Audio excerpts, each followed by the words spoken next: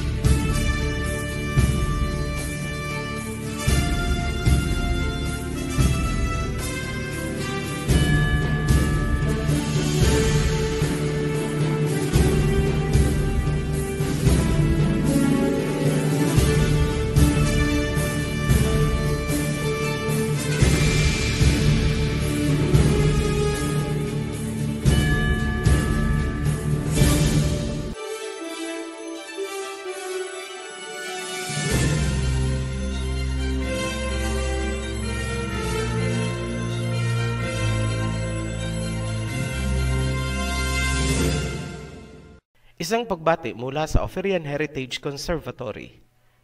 Magpasalamat tayo una sa dapat pasalamatan. Oferians, alam nyo na kung sino ang tinutukoy natin dyan. At syempre pa sa ating mga supporters. Umiinit ang takbo ng Perdition series. Sumigaw si Pablo, "As touching the law, I am a Pharisee." Sumagot ang Messiah, "Woe to you, Pharisees, brood of vipers, serpents, ahas." Ang katotohanang inilahad namin at pinatunayan na si Paul ay isang Pariseo hanggang sa huli should raise the alarm kung ikaw nga ay naghahanap ng katotohanan. Bago tayo magpatuloy, welcome to the Heritage. Ipinapayo namin sa mga baguhan na panoorin nyo muna ang guide to new subscribers or new viewers para alam nyo ang tamang sunod-sunod ng mga series. Huwag pong patalon-talon para hindi kayo maguluhan. Ibinigay namin ang link sa description sa ibaba lamang nitong video. Ito ang part 3 ng Son of Perdition. Siguraduhin lamang na napanood ang part 1 and 2 para hindi maguluhan.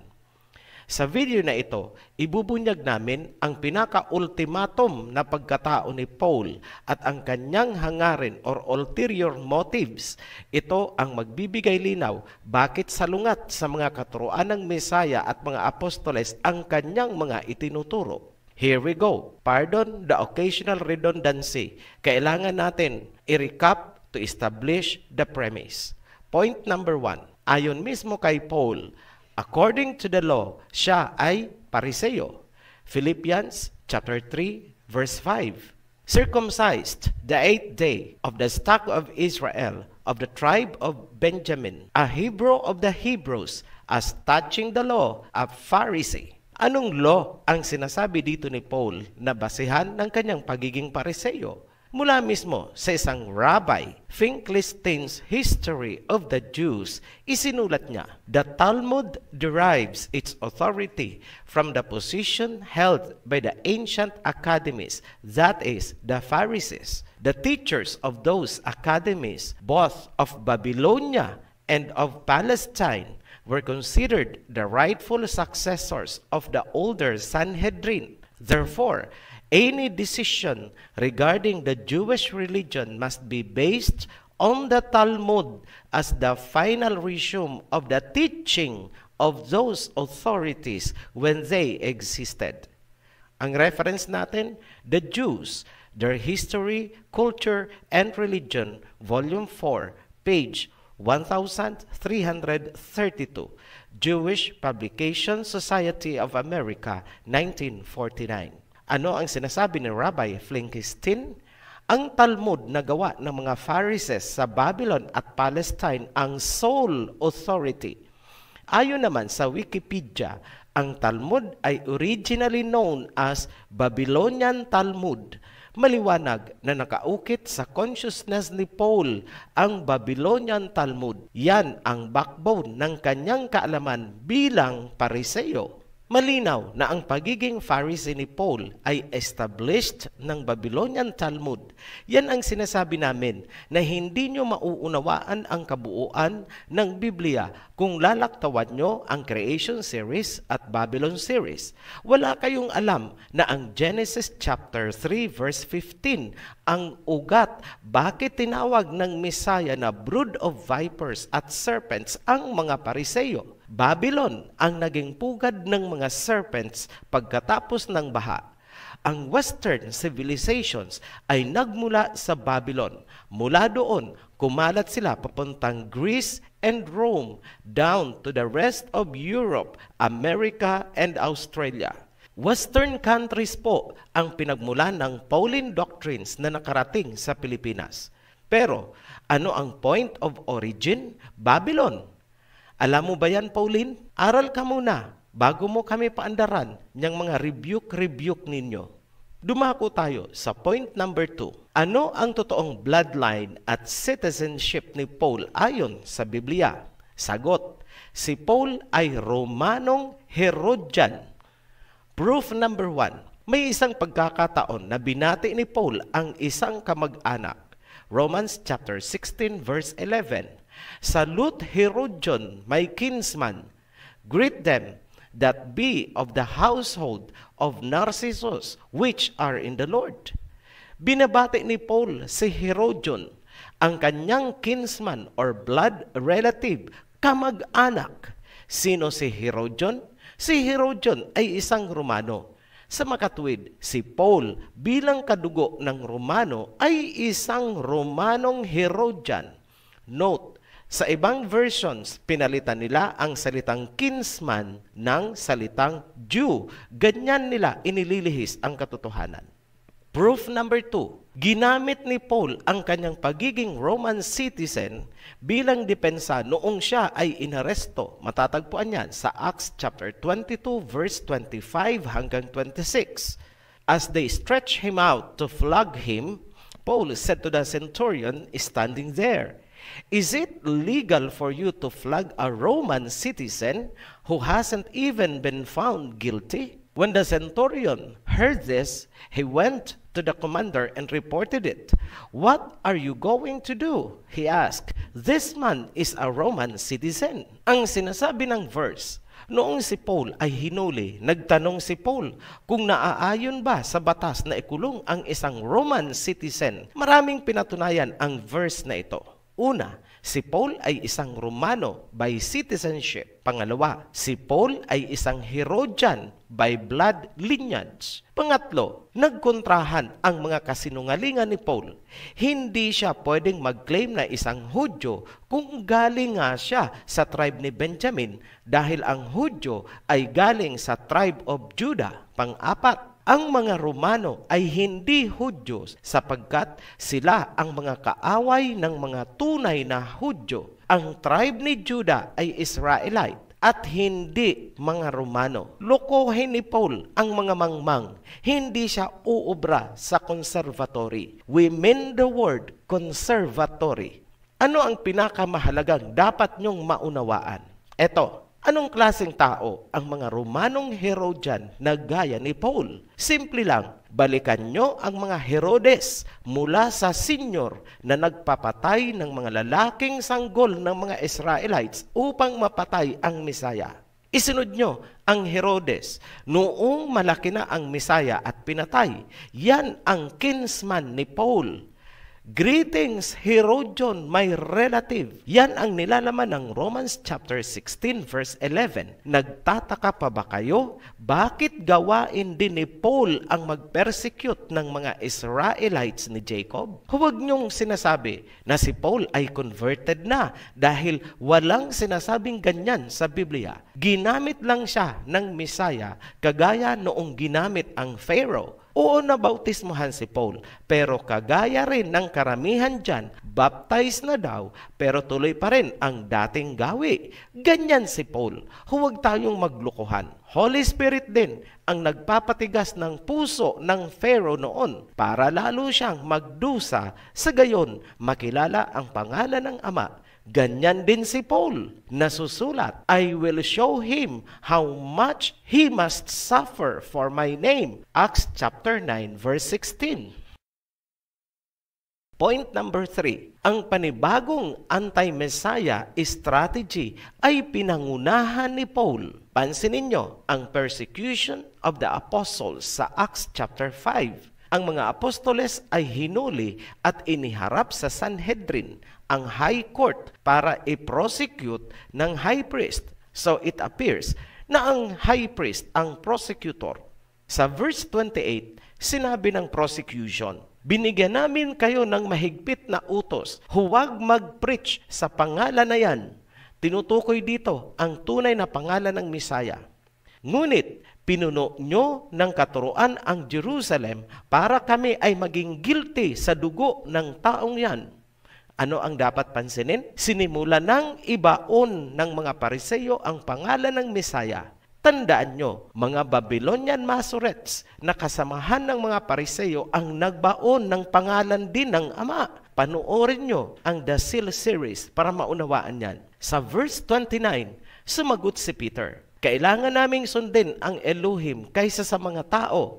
Ang Elohim ng aming mga ninuno ang muling bumuhay sa Messiah na inyong ipinapatay. Sa verse 33, sobrang nagalit ang Sanhedrin sa sinabing niya ni Peter at gusto nilang ipapatay ang mga apostoles. Ngunit nag-object ang isang respetado at maimpluwensyang Pariseo. Yan si Gamaliel, ang mentor ni Paul. Sa verse 36 hanggang 37, ipinaliwanag ni Gamaliel na hindi epektibo ang ganyang pag-persecute dahil lalo lamang mag-aalsa ang mga tao gaya ng mga nakaraang pangyayari. Sa halip, iminungkahi ni Gamaliel sa verse 38 na palayain sina Peter at yun ang sinunod ng Sanhedrin. So lumalabas na pinalaya ni Gamaliel ang mga apostoles hindi upang iligtas, kundi para maiwasan ang posibleng pag-aalsa ng mga Israelites.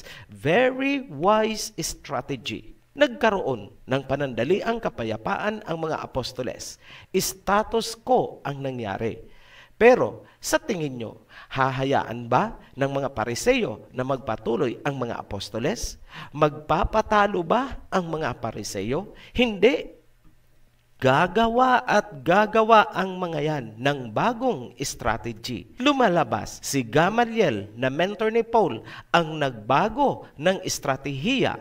Huwag pagtakhan ang paglutang ng karir ni Paul. The deep penetration agent na nagpapalit-palit ng maraming identity. Tanong, alam kaya ng Messiah itong mga ginagawa ng mga Pariseo noon? Of course. And it turned out na sinabayan ito ng Messiah sa pamamagitan ni Paul, the son of perdition. Kinontrol ng Messiah ang alas ng mga Pariseo. Papaano? Kung malalim talaga ang inyong kaalaman sa Biblia, dapat nyong malaman o mapansin na ang controlling power ng Ama at ng Messiah ay walang iba kundi ang Holy Spirit. Dito nangyari ang Damascus incident na nabulag si Paul, ngunit pinagaling ni Ananias. Sumailalim ang galaw at pag-iisip ni Paul ayon sa kagustuhan ng Messiah. Halimbawa, pwedeng dalhin si Paul ng Holy Spirit sa isang public speaking at habang nagsasalita ay biglang iiwanan upang magkamali-mali at batuhin ng kanyang mga audience. Kung gusto naman ng Messiah na makapagmilagros si Paul upang matesting ang mga true believers, Holy Spirit din ang gagalaw. Laging tandaan, ginamit lang si Paul, hindi siya ginawang banal na apostol gaya ni na Pedro. Huwag ding kalimutan, sinabi ng Messiah na pagdudusahin niya si Paul, I will show him how much he must suffer for my name. Point number 4. Bakit bumabangga ang mga katuruan ni Paul sa turo ng Messiah at ng mga apostoles? Kung papansinin nyo, hindi nakasama ni Paul ang Messiah at ang mga apostoles. Pagkatapos ng sinasabing pagtawag sa kanya sa Damascus, nagsimula agad siyang mag-preach. Hindi ba kayo nagtataka kung saan galing ang kanyang mga kaalaman? Huwag niyong sasabihin na Holy Spirit dahil ang turo ni Paul ay salungat sa turo ng Misaya. Ano ang gusto niyong palabasin? Si Paul na Pariseo ang puspos ng Holy Spirit at ang Misaya ay hindi, kaya nagsasalungatan silang dalawa? Bakit bumabangga ang salita ni Paul sa mga katuruan ng Misaya at ng mga apostoles? Simple lang, ang mga salita ni Paul na salungat sa Misaya ay lumabas sa panahong hindi siya controlled ng Holy Spirit at ang pinaghuhugutan niya ay sariling kaalaman mula sa Babylonian Talmud bilang Pariseo. Maliwanag ba yan, Paulinians? Ginamit po ang inyong puon. Yes, tama. Pero hindi ginawang banal na apostol. Mabibigo ang sinuman. Kahit ang pinakamagaling na theologian at mga pastor na i-reconcile ang mga kasulatan ni Paul sa salita ng Misaya at mga apostoles, sapagkat ang Talmud ng mga Pariseo ay kalaban ng Torah ng Misaya. Patunayan natin na kinakalaban ni Paul ang Misaya at ang mga apostoles. Mark chapter 1 verse 1 hanggang 13. Focus lang po natin ang salient points. Sa verse 1, ang mga Pariseo ay nakapaikot sa Misaya at napansin nilang hindi naghugas ng kamay ang mga apostol bago kumain. Sinita nila ang Misaya, bakit kumakain na hindi muna naghugas ng kamay ang mga apostol? Sinagot naman sila ng Misaya. Sa verse 8 and 9, ganito ang sinabi, meron kayong pinong-pinong pamamaraan upang sipain ang mga kautusan para isingit ang sarili nyong tradisyon. Huwag magbingi-bingihan. Verse 10, because Moses said, honor your father and your mother. Ano ang salita ng Misaya? Sinabi ni Moses. Ano pala ang ipinaglalaban ng Misaya? Common sense, law of Moses. Yan ang Torah. Yan ang sinisipa ni Paul at nakikisipa din kayo. Ano ang ginawa ni Paul? Demolish ang Torah. Itinaas ni Paul ang sarili para pawalan ng saysay ang mga kautusan ng Ama. Walang kasabit-sabit. Si Paul ang tinutukoy na son of perdition. Basahin natin ang kalapastanganan ni Paul, Romans chapter 7 verse 1 hanggang 7. But now by dying to what once bound us, we have been released from the law so that we serve in the new way of the Spirit and not in the old way of the written code. Sinabi ni Paul na pinalaya na tayo sa kautusan at mamuhay sa bagong daan at iwanan ang mga makalumang kasulatan. Ito ang sinapawan ni Paul. Matthew chapter 5 verse 17 hanggang 20. Do not think that I have come to abolish the law or the prophets. I have not come to abolish them but to fulfill them. Sa Tagalog, huwag niyong iisipin na ako'y naparito para alisin ang mga kautusan kundi para tumupad dito. Sa verse 18, for truly I tell you, until heaven and earth disappear, not the smallest letter, not the least stroke of a pen, will by any means disappear from the law until everything is accomplished. Katotohanan, sinasabi ko sa inyo, hanggang mawala ang kalangitan at ang mundo, ni isang guhit sa kautusan ay hindi mawawala. Sino ka, Paul, para sagasaan ang salitang yan? Clearly, Paul is the son of perdition na iniaangat ang sarili higit sa Elohim. Walang kaduda-duda. Isa pang patunay, sinabi ni Paul sa Galatians chapter 5 verse 2, mark my words, I, Paul, tell you that if you let yourselves be circumcised, Messiah Yahawashai will be of no value to you at all. Tagalogin natin, tandaan nyo ang aking mga salita. Ako ito, si Paul, nagsasabi na kapag nagpatuli kayo, walang saysay sa inyo ang Messiah. Ang galing ni Paul magpabulaklak ng salita. Kunwari, pinahahalagahan niya ang Misaya. Pero ang totoo, ang karugtong, tinuturuan niya ang mga tao na sumuway at talikuran ang Torah. Busisiin natin ang ibang sulat ni Paul para malaman kung inspired nga ba ng Holy Spirit. Hindi natin i-correct ang mga titles para makarelate ang mga outsiders. Note, ang Lord po ay dapat iluhim yan. Sample number 1. But to the rest speak I, not the Lord. If any brother hath a wife that believeth not, and she be pleased to dwell with him, let him not put her away.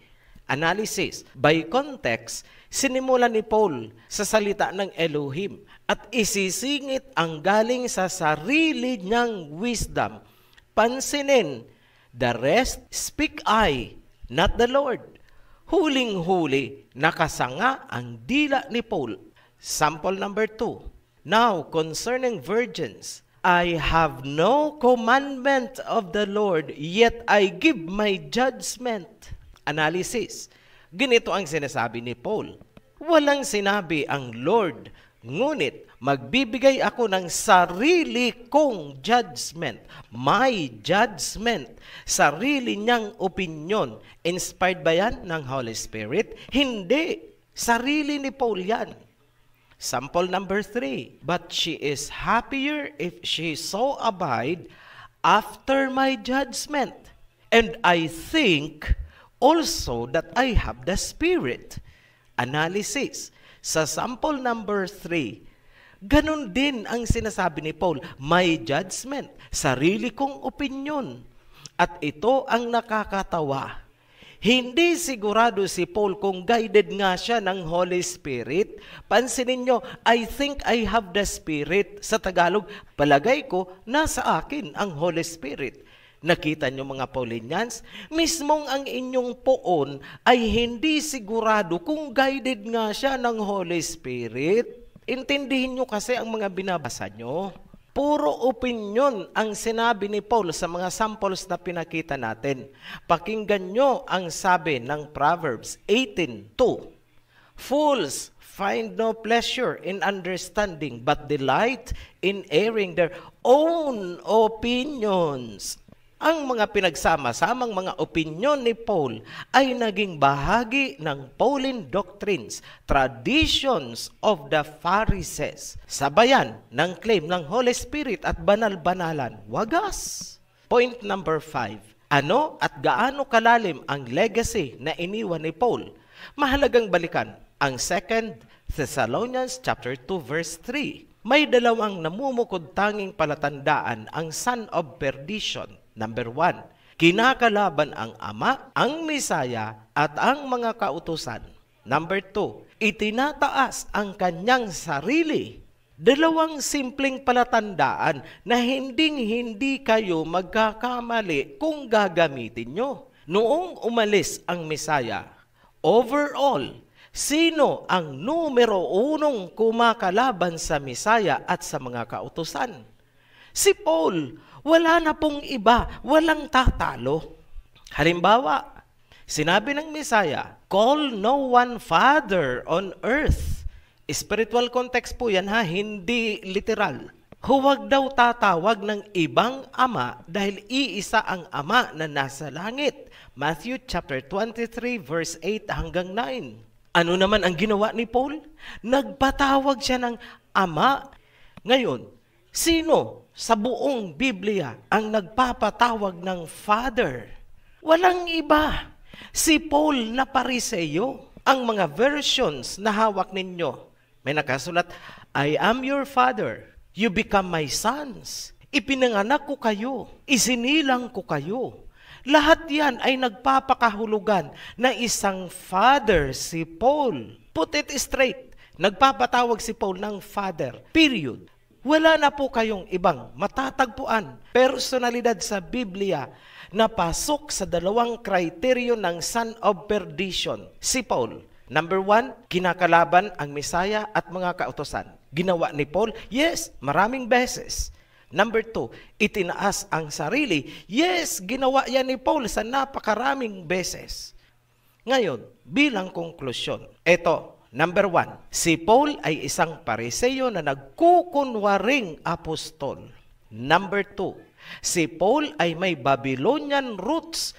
Talmud ang kanyang ipinaglalaban bilang Pariseo. Number 3, Si Paul ang nagsasalita laban sa Ama, sa Misaya at sa mga kautusan. Number 4, si Paul ay Romanong Herodian. Number 5, si Paul ang nagpapatawag ng Father, Papa, Pope. Number 6, noong sinakop ng Roma ang Israel, si Paul ang nanguna sa pag-persecute sa mga Hebrew Israelites ni Jacob. Conclusion, si Paul ang son of perdition. Looking forward, sino ang nagpatuloy ng anti-Messiah agenda ni Paul? Abangan yan sa susunod na video, Son of Perdition Part 4. Muli po kaming nagpapasalamat sa inyong patuloy na pagsubaybay at suporta sa Oferian Heritage Channel. Be blessed. Shalom. Maraming salamat po sa inyong panonood at pakikinig ng mensahe.